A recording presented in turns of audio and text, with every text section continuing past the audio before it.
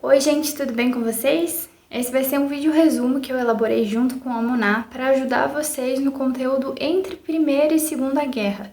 Então a gente vai falar de Tratado de Versalhes e período entre guerras. Esse vídeo também vai ser enviado para os meus professores da faculdade para que eles possam me avaliar na disciplina de estágio, então eu espero que vocês gostem. Como vocês já sabem, a Primeira Guerra acaba em 1918. Com a Alemanha assinando um armistício que tinha como objetivo oficializar o final dos conflitos armados. Com o final da guerra, alguns tratados de paz são assinados, e dentre eles o Tratado de Versalhes. Antes mesmo do final da Primeira Guerra, os Estados Unidos já haviam sugerido alguns pontos que eles julgavam importantes que fossem discutidos ao final do conflito, e que serviram como base para o Tratado de Versalhes. Esses pontos ficaram conhecidos como os 14 pontos de Wilson, em homenagem ao presidente da época, e dentre outros assuntos eles falavam da garantia de liberdade de navegação e comércio entre os países, falavam da devolução do território da Alsácia-Lorena para a França e da criação de um órgão mundial que tivesse como objetivo estabelecer a paz e a estabilidade política, que depois vai se concretizar como a Liga das Nações. Em 1919, um ano depois do final da guerra, a gente tem a assinatura do Tratado de Versalhes. Apesar de estabelecer que não havia nem vencedores nem perdedores da Primeira Guerra Mundial, o tratado foi elaborado pelos membros da Tríplice Entente e culpabilizava a Alemanha pelo conflito. Dessa forma, o Tratado de Versalhes é imposto à Alemanha e ele é extremamente desvantajoso para essa nação. De forma geral, os artigos do tratado abrangem 3 tópicos: a desmilitarização, a indenização e a perda de territórios. Uma vez que, com o resultado da aplicação do tratado, a Alemanha teve o seu exército reduzido, perdeu colônias, foi desmilitarizada, teve que devolver a Alsácia e Lorena, teve que permitir acesso ao mar da Polônia, ou seja, o corredor polonês, foi proibida de fabricar armamentos e teve o seu território colonial dividido entre os vencedores, especialmente entre a Inglaterra e a França. Todas essas cláusulas, para além de culpabilizar a Alemanha, fazem com que ela se sinta humilhada com o final da guerra, e que com o passar dos anos, essa humilhação se converta em um sentimento de revanchismo. Dentre as consequências da Primeira Guerra, a gente pode listar o estabelecimento dos Estados Unidos como potência mundial, a reorganização dos territórios europeus, que dá origem a novas nações, a criação da Liga das Nações, que é um antecedente da ONU e que, apesar de ter sido inspirada nos 14 pontos de Wilson, não teve a participação dos Estados Unidos e, como consequência, não teve eficácia, a industrialização dos Estados Unidos e, posteriormente, o surgimento dos regimes totalitários europeus, que a Moná vai voltar a comentar com vocês. A Primeira Guerra Mundial é extremamente importante para o desenvolvimento dos Estados Unidos, principalmente quando a gente fala de produção industrial. Apesar de ter entrado só no final do conflito, os Estados Unidos basicamente financia a guerra por parte da Tríplice Entente, uma vez que esses países que estão guerreando diretamente muitas vezes não têm condições, não têm estruturas de produzir o próprio armamento ou de produzir outros produtos considerados necessários. Então, os Estados Unidos rapidamente se industrializa e começa a vender para esses países. No ano de 1920, os Estados Unidos passam a liderar a produção industrial e eles são responsáveis por mais ou menos 43% da produção industrial do planeta. Obviamente, eles seguiam um modelo capitalista que, nesse momento do século XX, tem as suas bases no liberalismo econômico, ou seja, que por entender a economia como uma ciência natural, defende que ela não deve ter intervenção do Estado. Até hoje, isso é um embate na política norte-americana, uma vez que o Partido Republicano é mais liberal e o Partido Democrata defende mais intervenção do Estado na sociedade. Mesmo com todo esse desenvolvimento e com o crescimento da produção industrial, os Estados Unidos não deixam de ser um país que enfrenta muita desigualdade, em que a concentração de renda ainda é um problema. Nesse momento, menos de 5% da população concentrava 34% da riqueza do país.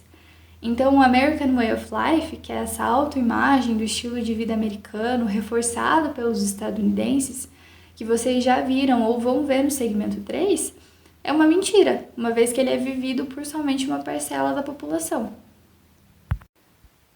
Mesmo com esse crescimento industrial, os salários das pessoas comuns não sobem no mesmo ritmo de produção.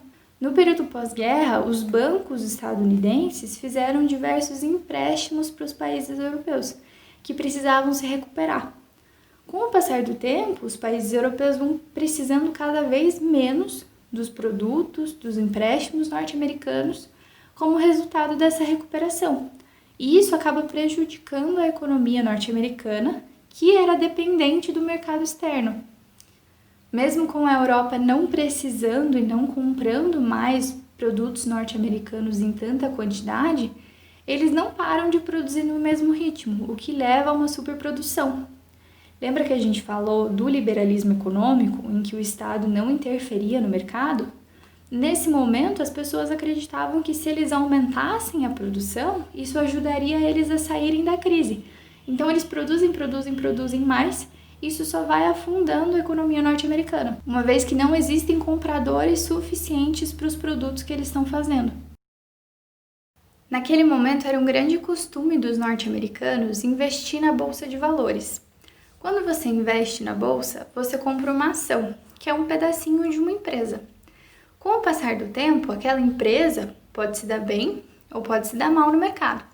Se ela se dá bem, você sai no lucro, porque quando você vende essa ação, você tem uma diferença razoável entre o preço pelo qual você comprou e o preço pelo qual você está vendendo. Se aquela empresa se dá mal, você sai no prejuízo, porque você vende ela por muito mais barato do que você pagou. No ano de 1929, no mês de outubro, vai acontecer o fenômeno que a gente chama da quebra da Bolsa de Nova York, que era a sede administrativa da Bolsa de Valores estadunidense. Com medo, com muita insegurança em relação à situação econômica dos Estados Unidos, as pessoas começam a tentar vender as ações que elas tinham comprado, com medo que as empresas comecem a se dar mal e que elas comecem a perder dinheiro.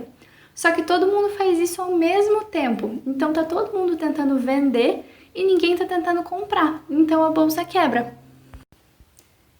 E além disso, aquelas pessoas que haviam colocado as suas ações para serem vendidas no mercado, ficam com medo que essas ações fiquem lá por muito tempo e que enquanto isso elas fiquem progressivamente perdendo dinheiro.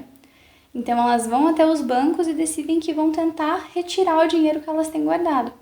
Só que os bancos também são investidores da bolsa, eles também sofreram com todo esse cenário.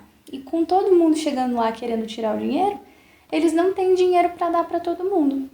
Essa situação caótica, que começa com a crise de superprodução, que passa pelo cenário de quebra da bolsa e que agora enfrenta uma crise generalizada em todos os setores da economia americana e setores de produção também, a gente vai chamar de crise de 1929. Esse colapso das ações, apesar de ter sido originado de uma ação coletiva, ele não é combinado, ele é completamente inesperado. Apesar de ter sido resultado tanto da especulação financeira como da relação entre produção e consumo, que estava afetando demais a economia americana na época. E dessa forma os Estados Unidos entram numa crise geral, crise de desemprego, crise de produção. A crise de 29, ela não afeta só os Estados Unidos, ela afeta a economia global, uma vez que no período pós-guerra os Estados Unidos tinham feito diversos empréstimos, como a gente já falou. O único país que não é afetado pela crise é a Rússia, que estava na implementação de um regime socialista.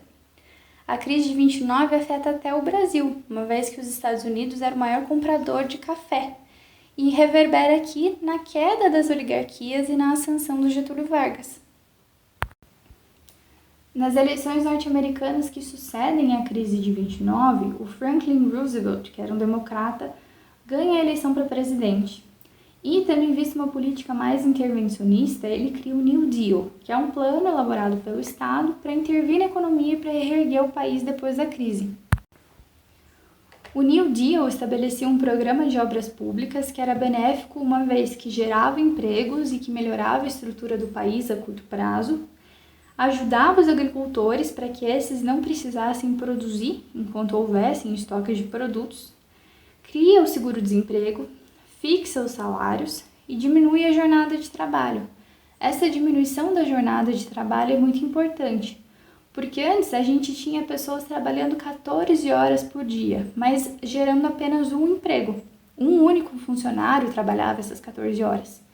Agora, com a jornada de trabalho reduzida para 8 horas, a gente tem a possibilidade de fazer 2 turnos de 8 horas. Então, em vez de gerar um emprego, a gente gera 2.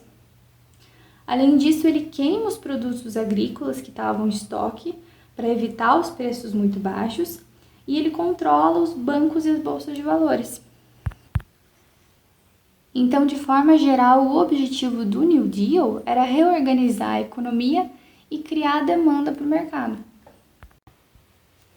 Como resultado tanto da Primeira Guerra quanto da crise de 29, a gente vai passar pela crise do liberalismo, que nada mais é do que a descrença das pessoas no liberalismo econômico. Então não se acredita mais que a não intervenção do Estado na economia seja uma boa ideia.